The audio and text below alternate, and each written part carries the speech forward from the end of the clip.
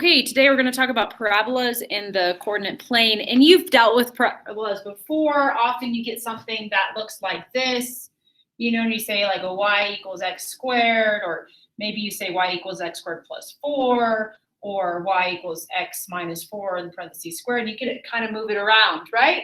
But today we're kind of going to look at parabolas a different way. What's interesting is you can have a point.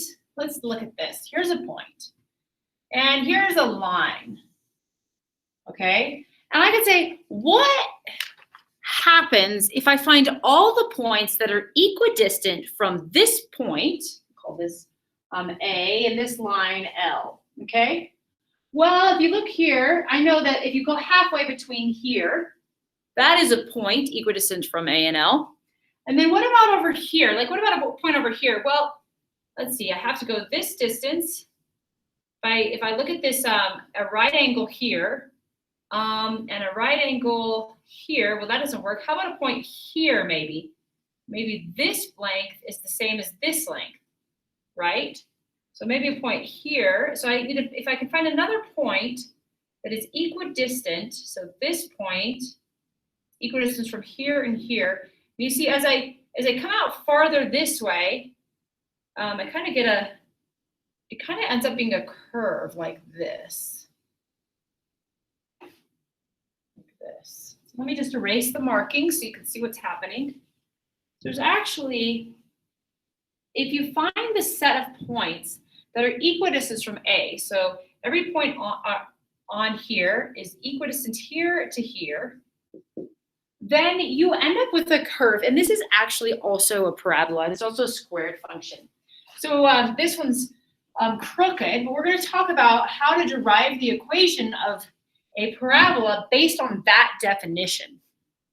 So what we need first is, I'll just draw the parabola here. We have the vertex. You've heard that word before. Okay. And then what we have right here is we call this the focus. Okay, the focus of the parabola. And we have what's called a line that's also equidistant to. And this is called the directrix. Directrix. Okay? And the goal is to make this distance equal to this distance. So we're going to call this length here, we're going to call it P. So that means this length is going to be P. Now, this length over here is not P, but this, whatever this length is this length, okay? It's some distance. And then we'll call any point on our parabola xy. And I'm going to call the focus H.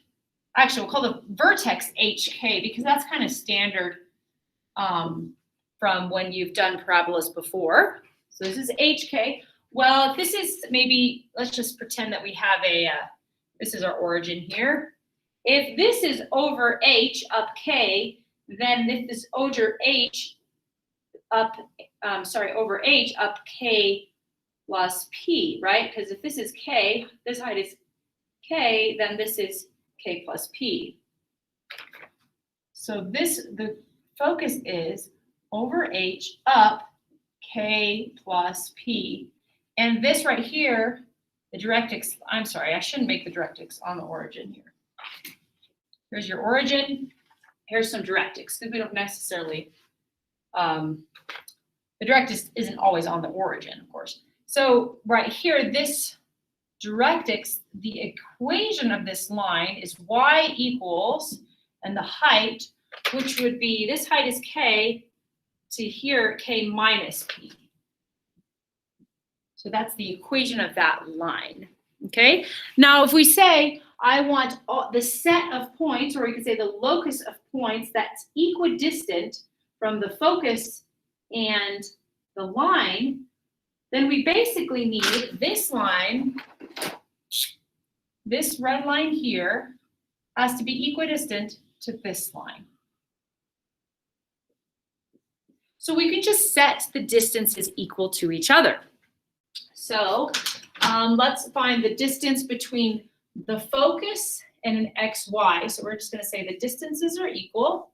This distance to the focus, and let's say the distance to the directrix. distance to the focus is your square root of x squared minus h squared, x minus h squared, and then plus y minus k plus p squared. So this distance has to be this distance equals the square root of. Now the x values are the same.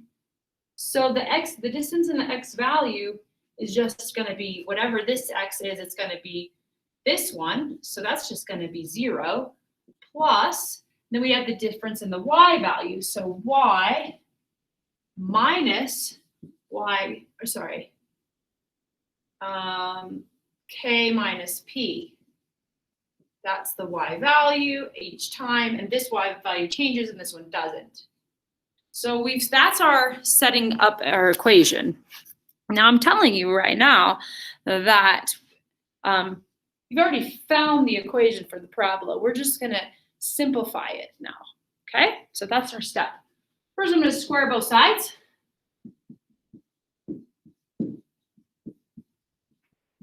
Just basically rewriting the entire thing. This is 0, so I'm gonna just get rid of that. Oops. Okay, and then I'm gonna just start multiplying things out. So I'm gonna get x squared minus 2xh plus h squared. I'm gonna keep this guy as is for a minute because I don't want to get too complicated. So I'm gonna say it's y squared minus 2y times k plus p plus k plus p squared. Sorry, my equal sign is getting a little bit off. Let me make sure you can see everything on the board. Okay, there we go. Let's see, and then this side I just have y squared minus 2y k minus p plus k minus p squared. Okay, I'm going to start. Let's see, what can I simplify first? Oops, this is a plus. Let's get rid of some things. I have a y squared here and a y squared here. And that's it for now. So I'm going to keep going. I'm going to have to multiply out these right here. So let's keep all this the same. Minus 2xh plus h squared minus 2yk minus 2yp plus k squared plus 2kp plus p squared equals negative 2yk plus 2yp plus k squared minus 2kp plus p squared. Did I make it all on the board? Amazing. Okay, there we go. What else can I cancel out? I think I have a k squared and a k squared, okay? And I have a negative 2yk and a negative 2yk. And I have a plus 2yp and a negative. Oh, but I have a plus 2kp. And I have a negative 2kp, a p squared and a p squared.